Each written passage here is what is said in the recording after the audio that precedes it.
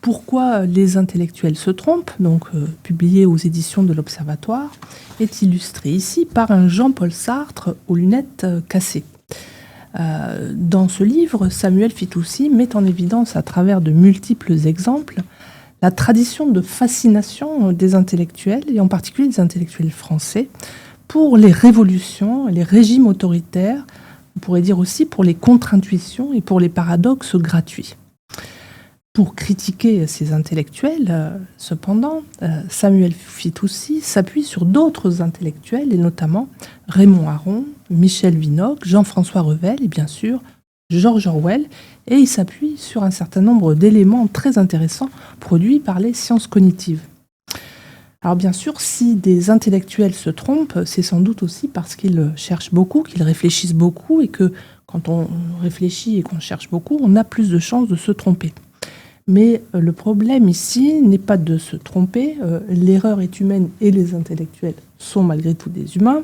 Le problème, c'est de persister dans l'erreur et parfois devant l'évidence, devant les faits, devant les chiffres, devant les malheurs, à faire croire que tout va bien dans des sociétés qui parfois s'effondrent, quand les goulags communistes et les camps nazis se remplissent, quand les pogroms islamistes reviennent, et que des intellectuels ne voient toujours rien venir. Bonjour Samuel. Bonjour. Bienvenue sur la chaîne podcast vidéo du CERIF. Alors vous aviez déjà produit un ouvrage passionnant sur le wokisme, Woke Fiction, où vous montriez déjà comment les élites influencent en fait la production culturelle. Est-ce qu'on peut dire que ce livre est un petit peu la suite de cette réflexion menée dans votre précédent ouvrage ? Oui, on peut le voir comme ça. Je pense que dans Woke Fiction, je me suis intéressé à l'une des erreurs des intellectuels contemporains, qui s'enthousiasment beaucoup pour des idées woke, qui à mon sens sont souvent absurdes, parfois même régressives. Et dans Woke Fiction, je prends l'exemple de la fiction pour montrer comment certains commandements idéologiques woke infusent dans la fiction. Et par la même occasion, je critique ces commandements idéologiques, j'essaye de montrer par l'argumentation et par la raison pourquoi la plupart des constats woke sont à mon sens faux. Mais là, dans pourquoi les intellectuels se trompent, l'idée, ce n'est pas de critiquer telle ou telle idéologie, c'est de mettre en lumière les schémas plus généraux qui peuvent prédisposer des esprits brillants à l'erreur. Donc, on m'a reproché de m'appuyer un peu plus sur des exemples d'intellectuels de gauche qui se sont trompés que d'intellectuels de droite qui se sont trompés. C'est pas faux. Mais ce que je peux dire au lecteur de gauche, c'est qu'il peut très bien lire le livre pour les arguments universels que j'expose, les schémas cognitifs qui peuvent toucher tout le monde, et ensuite l'appliquer aux idées qu'il veut. Donc ce livre a une portée, si vous voulez, je pense un peu plus générale. C'est pas la critique de telle ou telle idéologie, c'est les schémas mentaux, les schémas cognitifs, les dynamiques sociales qui peuvent conduire des esprits brillants à l'aveuglement. Et aujourd'hui, c'est peut-être le wokisme. Dans le passé, c'était le communisme, le maoïsme. Enfin, on en parlera, j'imagine.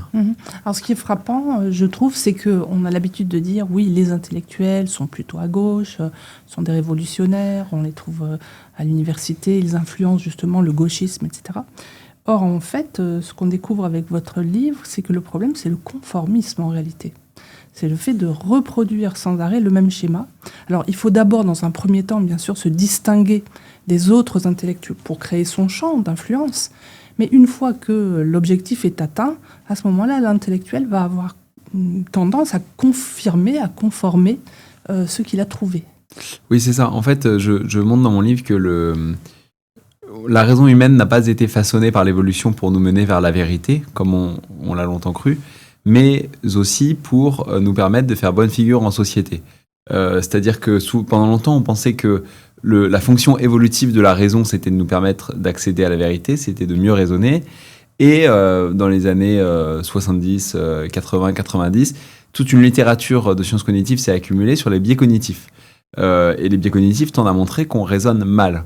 En tout cas, on raisonne mal si l'objectif de la raison est de nous mener vers la vérité. C'est comme si la raison était boiteuse. Mais dans les années 2010, des chercheurs plutôt issus de la psychologie évolutive ont réexaminé cette littérature sur les biais cognitifs. Moi, je m'appuie beaucoup dans mon livre, notamment sur Hugo Mercier et Dan Sperber, qui sont des chercheurs français, malheureusement plus connus dans le monde anglo-saxon, et qui disent c'est impossible que la raison humaine remplisse mal sa fonction. Pourquoi est-ce impossible ? Tout simplement parce que, avec le temps, seraient apparus des individus capables de mieux raisonner, avec des raisons qui remplissaient mieux leur fonction évolutive que celles dont la raison était boiteuse, et ces individus, avec le temps, auraient été sélectionnés par l'évolution. Et les individus raisonnant bien auraient aujourd'hui dû se retrouver majoritaires. Donc, si nous avons des biais systématiques de raisonnement, des biais cognitifs, ça doit nécessairement être parce que ces biais cognitifs ont un avantage évolutif. Et en particulier, un des biais cognitifs auxquels je m'intéresse le plus, c'est en effet le conformisme. Il y a beaucoup de travaux, on le sait depuis les travaux de Salomon Asch, il y a près d'un siècle, que lorsque ceux qui nous entourent se trompent, on a souvent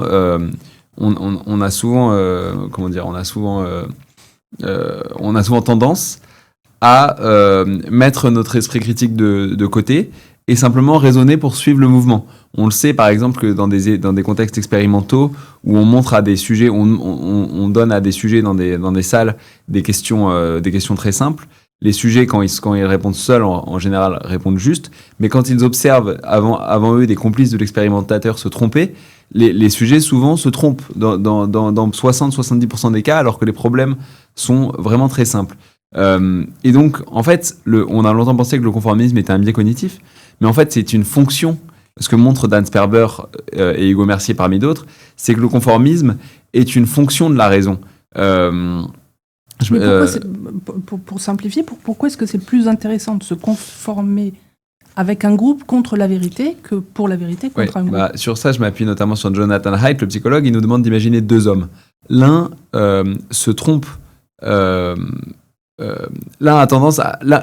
est guidé par le souci de la vérité et raisonne de façon systématiquement rigoureuse. Et cela, évidemment, ça l'amène souvent à s'opposer au consensus en vigueur dans son groupe social.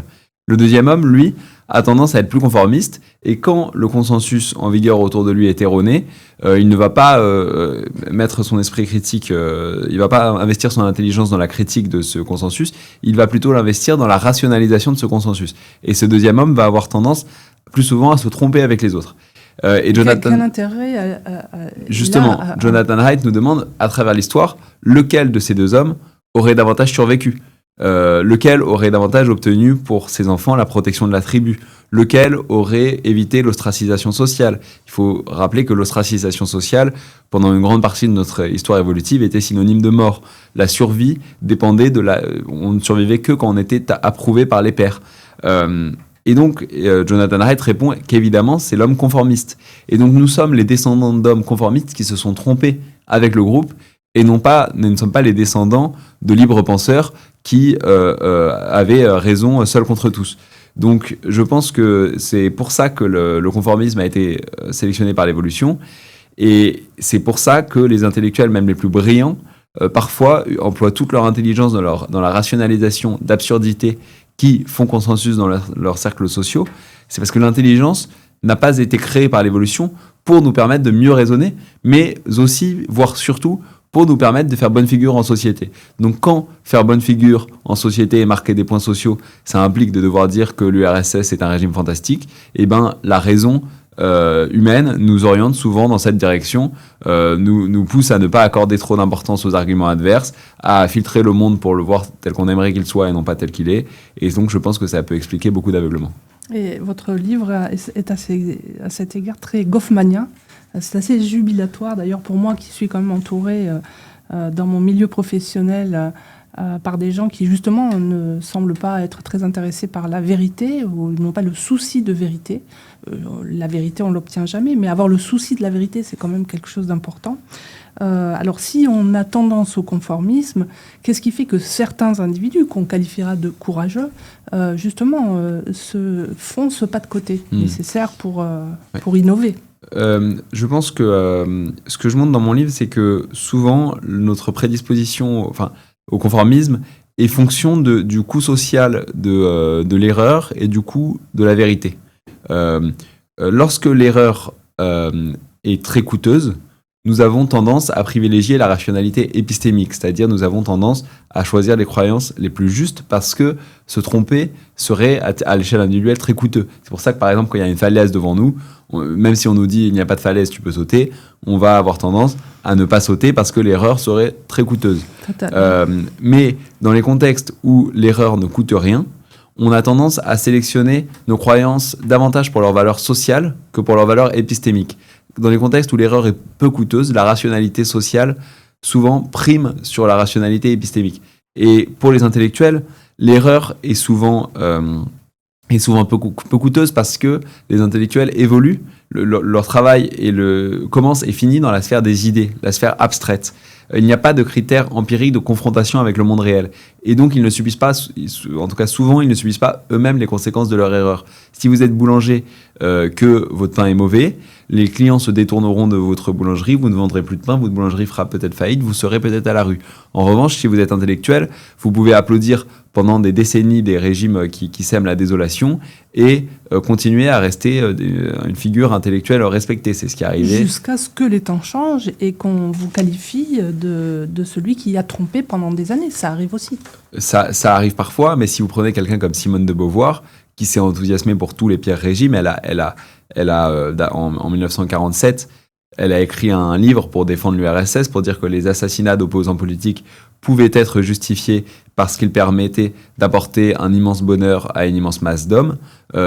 Ensuite, elle a écrit un livre dans les années 50, un livre de 400 pages à la gloire de Mao, en expliquant que le maoïsme était un humanisme et que la Chine maoïste mettait en place les politiques publiques que devrait mettre en place n'importe quel régime soucieux du bien-être de son peuple. Ce livre est absolument fascinant. Elle dépeint sur des dizaines de pages des tableaux dithyrambiques de Mao et de son gouvernement. Elle justifie l'interdiction de la presse d'opposition en Chine. Elle implore plus ou moins la France de mettre en place les mêmes politiques collectivistes que mettait en place la Chine avec les résultats que l'on connaît. Ensuite, Simone de Beauvoir, elle a été à Cuba sous Fidel Castro et elle a, à son retour, dans la presse française, elle a chanté les louanges de Fidel Castro, qui pourtant mettait en place une société totalitaire qui vivait avec une population qui vivait dans la misère. Donc Simone de Beauvoir s'est trompée à peu près, en tout cas lorsqu'elle s'est engagée en politique, s'est trompée à peu près toute sa vie. Et pourtant, elle reste aujourd'hui une idole intellectuelle à gauche. Donc, ces erreurs ne lui ont absolument pas été coûteuses. Et dans ce contexte-là, elle avait plutôt intérêt à choisir ses croyances pour leur valeur sociale plutôt que pour leurs croyances de vérité. Et peut-être que j'ajouterais que la tragédie des intellectuels aussi, c'est que non seulement l'erreur coûte peu cher, mais parfois la vérité coûte cher. Dire la vérité lorsque cette vérité ne fait pas consensus, pour les intellectuels plus que pour d'autres, ça peut coûter cher. Pourquoi ça peut coûter cher ? Il y a, je pense, un ensemble de raisons, mais l'un de ces systèmes que vous devez bien connaître, c'est le système de validation par les pairs. Dans le monde universitaire, pour pouvoir publier un papier, il faut que le papier soit validé par des pairs. Or, évidemment, ça... C'est IRS, bien sûr. Oui. Des gens qui sont impliqués dans disciplines sur le même champ. Par d'autres universitaires. Donc, ce que je dis, et évidemment, dans certains domaines, les critères de vérité sont relativement subjectifs. Et donc, ce qui fait qu'un papier est publié, c'est l'opinion d'autres universitaires sur ce papier. Et donc, dans les sciences sociales, on peut arriver à ne pouvoir publier un papier que si on explique qu'il y a un racisme systémique, qu'il y a un patriarcat, ou je ne sais pas, je prends les exemples des croyances à la mode du moment, mais en tout cas, il faut penser comme les autres universitaires. L'universitaire qui penserait des choses trop éloignées du consensus du moment ne pourrait simplement pas publier de papier et verrait sa carrière ralentie parce que le nombre de papiers c'est du nombre de papiers publiés que dépend souvent l'avancement d'un universitaire. Donc penser comme le groupe est très important dans le monde universitaire, non seulement pour des histoires de réputation parce que c'est toujours agréable d'être apprécié par les autres, mais même pour des histoires d'avancement professionnel, de rémunération, de capacité à donner des cours, etc. au-delà du monde universitaire, souvent, la vérité s'est avérée très coûteuse à dire. Dans mon livre, je parle beaucoup du cas de Simon Leys. Simon Leys, dans les années 70, a écrit un livre pour expliquer à l'intelligentsia française complètement aveugle que le maoïsme n'était pas un succès. Lui avait vécu pendant longtemps en Asie et il racontait que les morts s'accumulaient, les millions de morts s'accumulaient, qu'il y avait des famines, que c'était un désastre humanitaire qui devrait inquiéter tout le monde. Et l'intelligentsia française lui a ri au nez. Le Monde l'a traité de charlatan. Le Nouvel Obs a expliqué qu'il ne savait pas de quoi il parlait. Il s'est fait diffamer, traîner dans la boue. Et alors qu'il était promis à une belle carrière universitaire, les portes de l'université se sont refermées sur lui et il a dû carrément s'exiler, entre guillemets, mais quand même en Australie. Donc pour lui, le coût de la vérité était très élevé, alors que tous ceux qui le diffamaient, dans l'autre sens, et qui s'enthousiasmaient pour les régimes maoïstes, eux n'ont jamais vraiment subi les conséquences de leurs erreurs et restaient des personnalités respectées à Saint-Germain-des-Prés. Alors, vous avez parlé du système des peer review, mais ça, ce que vous décrivez, c'est quand même un système qui dysfonctionne, puisque en principe, le peer review, il y a des règles. Vous devez fournir un papier, donner les éléments qui vous ont amené à produire la conclusion que vous soutenez, et vos pairs, PAIRS, sont chargés d'évaluer justement si vos résultats sont conformes à la méthode adaptée et pas forcément s'ils sont d'accord avec. Donc, quand vous parlez d'opinion, c'est bien un dysfonctionnement du système de revue des pairs. Évidemment, je suis d'accord avec vous, mais on peut se demander si malheureusement, étant donné la nature humaine et le fait, ce que je montre dans mon livre, qu'on a beaucoup de mal à évaluer la rigueur d'un travail lorsqu'on est en désaccord avec une conclusion, souvent notre opinion sur la conclusion d'un raisonnement influe sur notre perception de la qualité de ce raisonnement. Lorsqu'on prend en compte ça, lorsqu'on prend en compte le fait que l'être humain souvent est malveillant à l'égard de ceux qu'il considère comme des opposants idéologiques et donc des ennemis du genre humain parfois, surtout quand on est d'extrême gauche, on peut se demander si le système de validation par les pairs n'allait pas nécessairement mener à ce type de fonctionnement. Mais faut quand même préciser qu'évidemment, je ne parle pas de toutes les disciplines et de tous les départements universitaires. Il y a des disciplines où ça fonctionne très bien, il y a des départements où ça fonctionne très bien. Lesquels ? Mais par exemple, je pense qu'en sciences dures, c'est beaucoup plus compliqué que de tels dysfonctionnements surviennent, parce que les critères de vérité sont plus objectifs. Je pense que mais bon, le fait, force est de constater. Ils sont plus objectivables, en tout cas. Oui, sont plus objectivables. Mais vous connaissez comme moi le canular très connu à la fin des années. Il y en a eu deux, mais le plus récent, je pense que c'était en 2017, où des faux universitaires ont envoyé des dizaines de papiers à des revues académiques prestigieuses. Et leur objectif, c'était de montrer que désormais, les critères de scientificité n'étaient plus très rigoureux. Et ils ont envoyé des dizaines de papiers. D'ailleurs, c'était quoi ? Si vous vous souvenez d'exemples Oui, je pense que... Des choses totalement absurdes. Des choses totalement absurdes où en fait, ils condamnaient l'Occident de manière complètement absurde. Par exemple, un papier sur la culture du viol dans les parcs à chiens. Oui, voilà. Et le papier a reçu des éloges d'autres universitaires. Un papier... Alors qu'il avait été fait... voilà, c'était un papier complètement farfelu, inventé de toutes pièces. Un autre papier où ils avaient simplement pris des extraits de Mein Kampf écrit par Adolf Hitler, et ils avaient remplacé les termes juifs par mâle blanc cisgenre, et ça donnait un passage où il était expliqué que les mâles blancs cisgenres tiraient les ficelles de la société à leur avantage, et ce papier aussi a reçu des éloges d'autres universitaires. Donc a pu être publié. Et a pu être publié. En tout cas, plusieurs ont pu être publiés. Je ne sais pas si celui-là précisément, je ne veux pas dire une bêtise, mais sans doute. Et le pire, je crois que c'est que certains papiers ça a été très difficile de les dépublier une fois qu'ils étaient publiés. C'est ça. Exactement. Même quand on s'est aperçu du canular. Et ce qu'il voulait montrer, c'est que désormais, dans beaucoup de sciences sociales, pour qu'un papier soit publié, il suffit que le papier accable l'Occident. Et donc, on voit bien le dysfonctionnement du système de validation par les pairs. Vous avez des universitaires qui se regroupent, qui pensent que l'Occident est condamnable, qui valident entre eux des papiers qui expliquent que l'Occident est condamnable pour telle et telle raison, qui lui apposent le tampon science, et des opinions subjectives et, à mon sens, erronées, deviennent considérées comme de la science.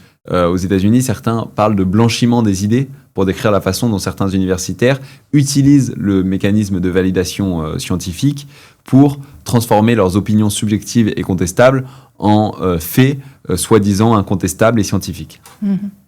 Alors, votre livre, il tombe à point, si on peut dire, puisque là, on est dans une espèce de crise de l'autorité politique, crise économique, enfin, un certain nombre de choses qui rendent la vie un peu difficile et la vie des chercheurs et des intellectuels particulièrement périlleuse.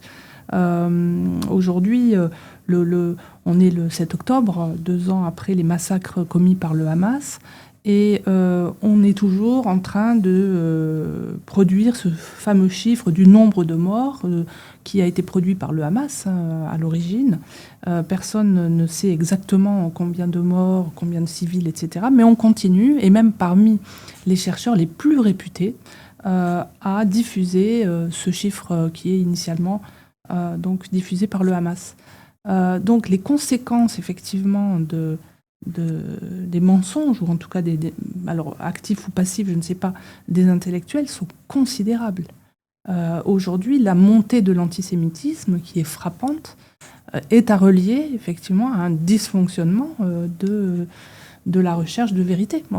Peu importe la vérité, du moment qu'on arrive à s'imposer comme quelqu'un de consensuel sur cette question hyper délicate.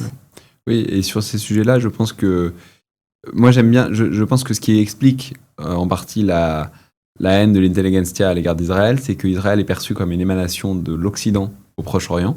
Donc c'est un petit pays phare des valeurs occidentales entouré de théocratie islamiste, et que l'intelligentsia de gauche, spontanément, aujourd'hui, porte une antipathie très profonde à l'égard de l'Occident. Roger Scruton, le philosophe conservateur britannique, parlait d'oikophobie pour décrire la haine qui habitait les intellectuels occidentaux de leur propre maison. L'oikophobie, c'est l'inverse de la xénophobie. La xénophobie, c'est le rejet irrationnel de tout ce qui vient d'ailleurs, et l'oikophobie, c'est l'inverse, le rejet de tout ce qui vient de chez soi, de sa propre maison. Et avant lui, George Orwell se moquait de l'anglophobie des intellectuels britanniques. Il écrivait il est amusant de constater que pour l'intellectuel de gauche moyen, aurait moins honte d'être aperçu en train de voler dans une boîte à dons pour pauvres que d'être aperçu en train de chanter l'hymne national, la main sur le cœur. Tout à fait. Et il avait beaucoup d'autres phrases comme ça, où il disait c'est aujourd'hui, si vous appartenez à l'intelligentsia britannique, ce qu'il faut faire pour être à la mode, c'est donner l'impression d'être un peu dégoûté par tout ce qui rappelle l'Angleterre, les drapeaux, les puddings, la nourriture anglaise, tous les symboles nationaux. Il écrivait qu'il était de mise d'être dégoûté par tous les symboles nationaux quand on était de gauche au Royaume-Uni.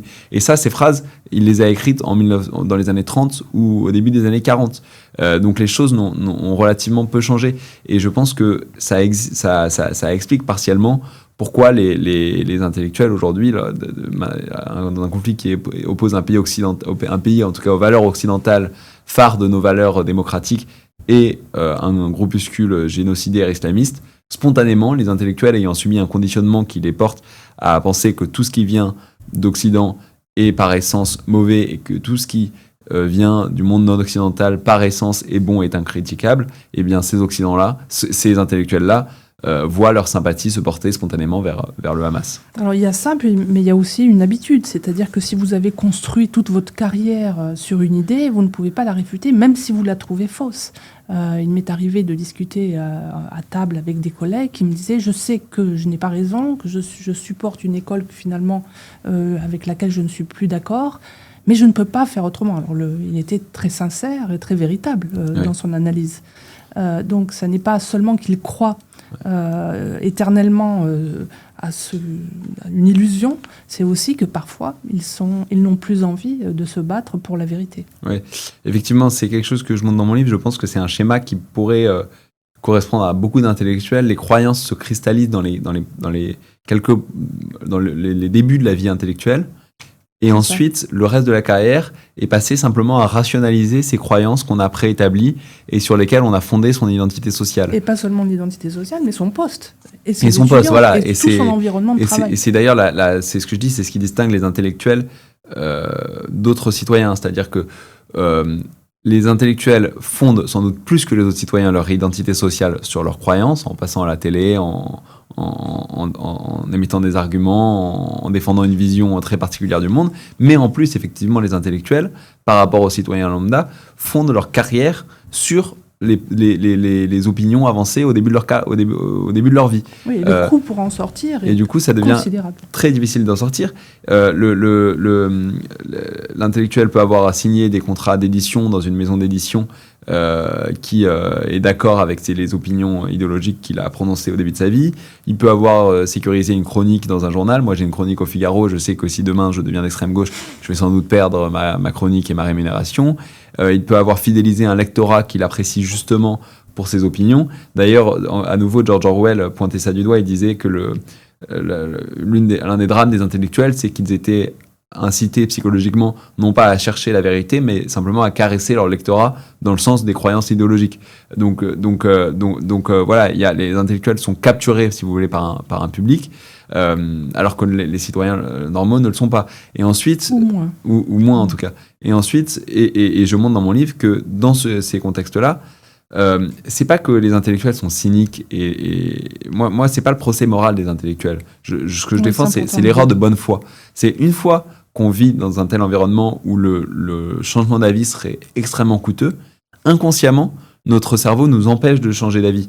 Et toute l'intelligence d'un individu qui ne veut pas changer d'avis, je m'appuie sur beaucoup d'expériences, est investie dans la rationalisation de ses opinions préétablies. L'individu va regarder le monde avec un biais de confirmation, va voir que ce qui l'arrange, va avoir un biais d'interprétation dans sa manière de voir le monde. Si on peut lui présenter un fait, même qui tend à réfuter ce à quoi il tient, il va trouver un moyen de l'interpréter de sorte à ce que ça le renforce en fait dans sa croyance. Donc il y a tout un tas de filtres cognitifs qui se mettent en place et l'intelligence ensuite n'est plus établie à regarder le monde de façon objective pour choisir les meilleures croyances, mais simplement à amasser des arguments en faveur d'une croyance préétablie. Et le problème d'ailleurs, c'est une autre chose que je montre dans le livre, c'est que les gens les plus intelligents sont ceux qui arrivent à trouver des façons de rationaliser le plus efficacement des croyances. Donc quand quelqu'un d'intelligent s'attache à une croyance absurde, il va, plus qu'un autre, réussir avec le temps à la défendre, à faire des raisonnements sophistiqués pour montrer. On pense évidemment à la phrase d'Orwell. Certaines idées sont tellement absurdes que seuls des intellectuels pourraient y adhérer. Ou alors à la phrase de Simon Leys qui dit il faut vraiment être un intellectuel supérieur pour refuser que 2 et 2 font 4 et que l'eau mouille. Alors, moi, il me semble, il y a une chose qui m'a gênée dans le livre, et c'est un livre que je trouve vraiment jubilatoire à lire, j'ai vraiment apprécié, c'est le fait de confondre intelligence avec intellectuel.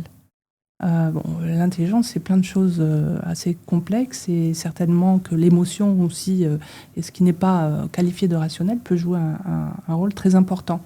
Donc, quand vous dites... c'est finalement l'intelligence qui va nous conduire à nous conformer plus et plus et à justifier.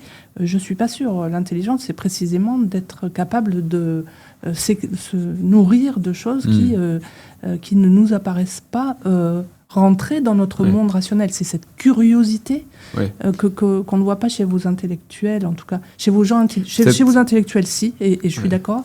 Mais chez les gens intelligents, précisément, il n'y a pas ça. Peut-être que la distinction qu'on peut faire, c'est celle entre intelligence et sagesse. Les gens les plus intelligents ne sont pas nécessairement les plus sages, mais si on prend intelligence dans son sens restreint, au sens capable de rationaliser, de raisonnement, de raisonnement abstrait, complexe, de calcul mathématique qui ont une virtuosité rhétorique, etc. Là, je pense que les biais dont je parle s'appliquent. Si vous prenez Sartre et Simone de Beauvoir, objectivement, il suffit de les lire pour voir que c'était des gens absolument brillants. Tout allait très vite dans leur cerveau.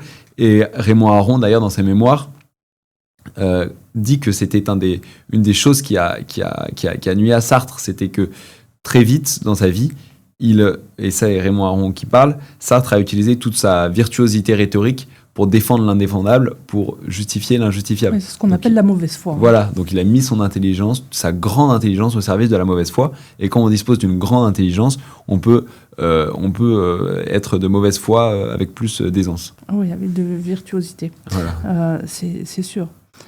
Un autre élément, effectivement, c'est l'influence de ces intellectuels, mais finalement, ils sont plutôt influents dans la sphère de gauche. C'est-à-dire qu'on a quand même le sentiment que vous parlez essentiellement des intellectuels de gauche, qui se trompent peut-être probablement plus. Mais alors, pourquoi est-ce que y a-t-il des intellectuels de droite déjà ? Et pourquoi, justement, ne corrige-t-il pas cette tendance au conformisme de l'hégémonie culturelle de la gauche ? Je pense que moi, c'est vrai que je critique plus les intellectuels de gauche. En même temps, je parle aussi beaucoup du nazisme, qui, contrairement à ce qu'on croit, n'était pas un mouvement qui venait des peuples et des masses. Le nazisme séduisait tout particulièrement l'élite allemande. Le nazisme était très populaire sur le campus des meilleures universités allemandes. Je m'appuie notamment sur l'historien Paul Johnson qui montre ça. Les Einsatzgruppen qui ont assassiné des dizaines de milliers de juifs comportaient une très forte proportion d'ultra-diplômés. Et à la conférence de Wannsee, où fut décidée la solution finale, la moitié des participants détenaient un doctorat. Donc c'était des hommes éduqués, cultivés, intelligents, assis autour d'une table pour discuter des modalités d'extermination de tout un peuple. Donc des intellectuels, ou en tout cas des gens intelligents de droite, se sont trompés. Le nazisme est le meilleur exemple. Et ensuite, plus tard au XXe siècle, effectivement, la plupart des égarements que je pointe du doigt sont ceux de la gauche. Mais je pense que, la gauche s'est plus souvent trompée, et deux... Pour pas rester trop en généralité, sur tous les sujets importants de la deuxième partie du XXe siècle, sur le communisme. George Orwell déjà disait que l'intelligentsia de gauche avait développé, ça c'est dans les années 30, une loyauté nationaliste à l'égard de Staline, et qu'elle avait l'impression en son fort intérieur que dire du mal de l'URSS c'était une forme de blasphème. Et ça, je pense que ça s'est vérifié pendant toutes les décennies qui ont suivi. Orwell lui-même d'ailleurs ne trouvait pas d'éditeur pour son livre La ferme des animaux, parce que c'était considéré comme c'était une satire anti-stalinienne, et ça c'était inacceptable pour les éditeurs britanniques. Donc la gauche s'est davantage trompée au même moment d'ailleurs, la gauche, le New York Times en tête, niait la famine en Ukraine, qui faisait 5 millions de morts, orchestrée par l'URSS, pour protéger ses croyances d'une réfutation par la réalité. Elle était obligée de colporter des fake news. Donc la gauche s'est lourdement trompée sur ça. Ça, c'était les années 30. Mais ça a continué, évidemment, dans les années 40 et 50. J'ai parlé des voyages de Simone de Beauvoir. Il y a aussi Jean-Paul Sartre qui s'est rendu en URSS, qui, à son retour, a expliqué à la presse française que l'expérience communiste était un grand succès, et que le niveau de vie en URSS serait de 30 à 40% supérieur au niveau de vie en France dans les 10 ans qui suivraient. Et d'ailleurs, c'est assez drôle parce qu'un journaliste lui demande mais si la vie est si belle en URSS, pourquoi est-ce qu'on ne voit pas des citoyens soviétiques faire du tourisme en France plus souvent ? Et Jean-Paul Sartre répond vous savez, ils sont tellement bien chez eux qu'ils n'ont pas très envie de partir. Et donc c'est évidemment complètement absurde, et on voit là ce que lui reprochait Raymond Aron, mettre son intelligence dans la service dans la défense dans la rationalisation de l'absurdité. Il y avait donc voilà, le communisme et l'aveuglement a duré très très longtemps. Le maoïsme aussi, évidemment, avec l'aveuglement sur le maoïsme, a duré 30 ans. Jusqu'au milieu des années 70, le journal Le Monde continuait à expliquer que Mao était une sorte de philanthrope qui faisait beaucoup de bien à son peuple. Simon Leys continuait à être traîné dans la boue et diffamé. Sur Staline, on sait que évidemment la presse de gauche a pleuré sa mort. Il y a la une de l'Humanité, par exemple, et même du Monde de cette époque-là sont connus. Et puis on peut revenir aujourd'hui, les relations qu'entretient la gauche, et notamment la gauche radicale du LFI avec le Hamas. Oui, bien sûr, l'islamo-gauchisme, bien documenté, que vous connaissez mieux que moi. Et si, un dernier exemple sur les années 70 pour la route, la négation du génocide au Cambodge. Les Khmers rouges, la presse de gauche et toute l'intelligentsia de gauche s'est enthousiasmée pour l'arrivée des Khmers rouges au pouvoir au Cambodge. Et pendant 2 ans, alors qu'un génocide était en cours, les Khmers rouges ont tué 1/5 de la population cambodgienne en 2 ans, en essayant de purifier la société. Libération et Le Monde se sont acharnés à nier l'évidence, à expliquer que tout se passait bien au Cambodge et que les récits de rescapés étaient des sortes de fake news orchestrées par la presse de droite. Donc, à mon sens, oui, au XXe siècle, sur la plupart des sujets importants, enfin, dans la deuxième moitié du XXe siècle, et au XXIe siècle, vous avez raison, c'est des sujets que je traite moins dans mon livre, mais effectivement, au XXe siècle, avec l'islamo-gauchisme, la complaisance pour le Hamas, etc., peut-être fruit de la même haine de l'Occident qu'au XXe siècle, la gauche se trompe davantage. Et est-ce que vous pensez, enfin moi je le pense, que ça passe essentiellement par l'université ? Est-ce que l'université est devenue moins savante, a baissé de niveau, comme on le dit, ou est-ce que c'est endémique à l'université et à la force que la gauche a sur les enseignements, sur l'éducation ? Ouais. Je ne sais pas, c'est dur à dire pourquoi ça s'aggrave. Peut-être qu'une grille de lecture pourrait être celle des croyances de luxe de Rob Anderson, qui dit qu'à mesure qu'on habite dans des sociétés de plus en plus prospères et que les biens de luxe se démocratisent et sont facilement accessibles, il faut une nouvelle manière pour l'élite de se distinguer.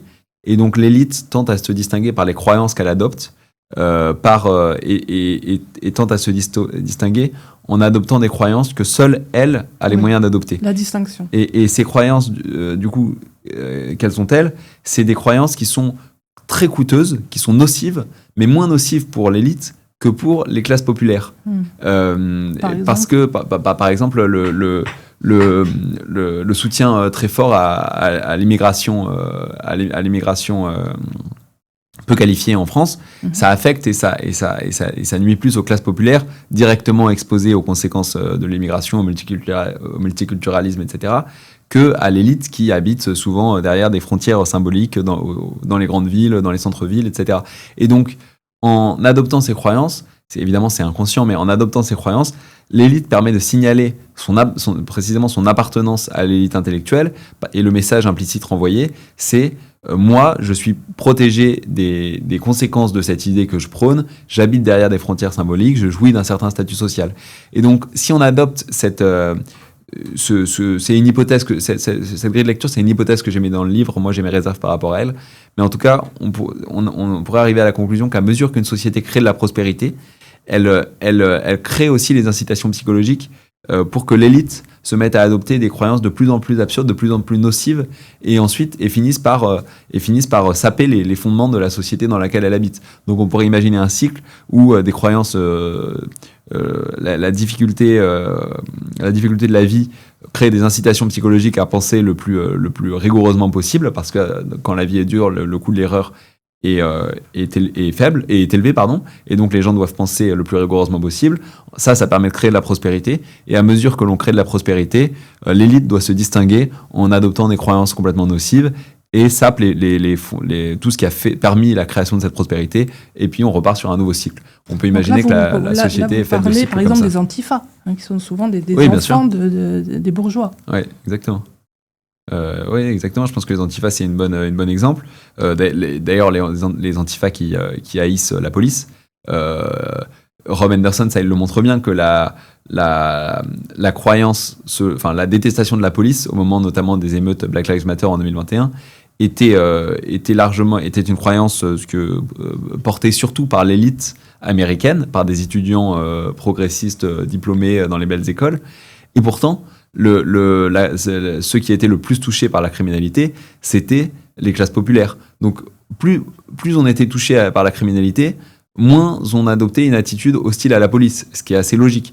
Donc en fait, effectivement, la raison pour laquelle, selon Rob Anderson, la raison pour laquelle ces étudiants ultra privilégiés, ultra diplômés adopter ces croyances hostiles à la police, et pourquoi cette sociologie produisait beaucoup d'antifas, c'était parce que ces gens-là voulaient se distinguer en adoptant ces croyances de luxe, et le message implicite qu'ils envoyaient derrière, c'était « Moi, je n'ai pas besoin de la police, j'habite dans un quartier où il y a peu de délinquance, peu d'insécurité, je jouis d'un certain statut social, j'appartiens à l'élite. » Donc en fait, être antifa, détester la police, ça pourrait en effet être une croyance de luxe. Le problème, c'est que souvent les croyances de luxe sont suivies des faits. L'élite dirige, et d'ailleurs, on l'a bien vu en 2020-2021 aux États-Unis, les budgets de la police ont en effet été considérablement réduits et ça a augmenté considérablement la délinquance, ça a fait des morts. Donc voilà, donc je pense que malheureusement le besoin que l'élite a de se distinguer par des croyances peut ensuite peut tirer vers le bas toute la société dans laquelle elle habite. Mais moi, j'ai beaucoup d'admiration pour les gens comme vous, évidemment, qui sont à l'université. On a besoin d'universitaires qui produisent du savoir et qui nous tirent tous vers le haut. Mais c'est vrai que, de mon point de vue, avec l'hégémonie d'universitaires de gauche aujourd'hui dans les sciences sociales, ça me semble intuitivement, je n'ai pas l'impression que ce serait très épanouissant, ni que je pourrais m'y exprimer très librement. Mais à nouveau, dans mon livre, je m'appuie sur beaucoup d'universitaires que je trouve absolument brillants. Hugo Mercier et Dan Sperber, que j'ai évoqués, sont des universitaires très reconnus dans leur domaine. Moi, j'adore aussi Steven Pinker, qui est professeur évidemment de sciences cognitives à Harvard. Et j'en cite beaucoup d'autres qui publient dans des papiers de psychologie sociale ou de sciences cognitives absolument passionnants. Donc mon livre n'est absolument pas une critique de l'université, pour ce qu'elle doit être et pour ce qu'elle est souvent. Il vise juste et il touche juste, ça, voilà. Je peux vous dire. Bah, merci. On s'y retrouve vraiment. Est-ce que quand vous avez écrit ce livre, vous avez espéré que les choses changent ou vous voulez simplement faire un constat ? Je pense que... je suis assez pessimiste de nature, je ne pense pas qu'un livre peut faire changer les choses. Je pense qu'il peut contribuer, je n'ai pas dit qu'il peut contribuer à... Oui, bien sûr, non, mais évidemment. Est-ce que c'est un souhait que vous avez ou est-ce que vous préférez rester pessimiste, on va dire ? Si, évidemment, c'est un souhait que j'ai, mais on n'écrirait pas si au fond de soi, on pensait pas que ça pouvait faire une différence marginale. Maintenant, ce que je répète, c'est que contrairement au précédent livre, ce livre, les illustrations viennent pour appuyer le propos et rendre la lecture plus vivante, mais l'idée c'est presque un manuel sur comment fonctionne le cerveau idéologique et pourquoi l'idéologie nuit à la pensée rigoureuse, pourquoi la politisation nuit à la pensée rigoureuse. J'essaye d'expliquer certaines des dynamiques sociales qu'on observe aujourd'hui. C'est un livre qui n'a pas vocation à être un livre militant, mais plus un livre explicatif qui donne des clés de lecture et d'explication que peu importe ce qu'on pense initialement, on peut appliquer aux causes auxquelles on a envie de les appliquer. Non, mais je sais pas, je continue à écrire, je m'engage pas en politique. La politique, ça m'intéresse vraiment pas d'en faire dans une logique de parti. Mais je pense qu'il faut continuer à lire, à écrire aussi. Ce que j'essaye de faire dans le livre, c'est d'encourager les gens à lire. Je pense que je donne pas mal de références assez intéressantes qui permettent ensuite de creuser une lecture dans un sens ou dans un autre. Donc voilà, mais moi pour être très franc, je suis déjà très heureux du succès du livre à date. Il a largement dépassé en termes de nombre de ventes toutes les espérances que j'avais. Il va être traduit dans plusieurs pays. Je suis absolument ravi déjà, mais évidemment, quand on m'invite à un podcast intéressant pour en discuter, je prends l'invitation volontiers. Merci beaucoup. Merci à vous. Beaucoup, merci à vous.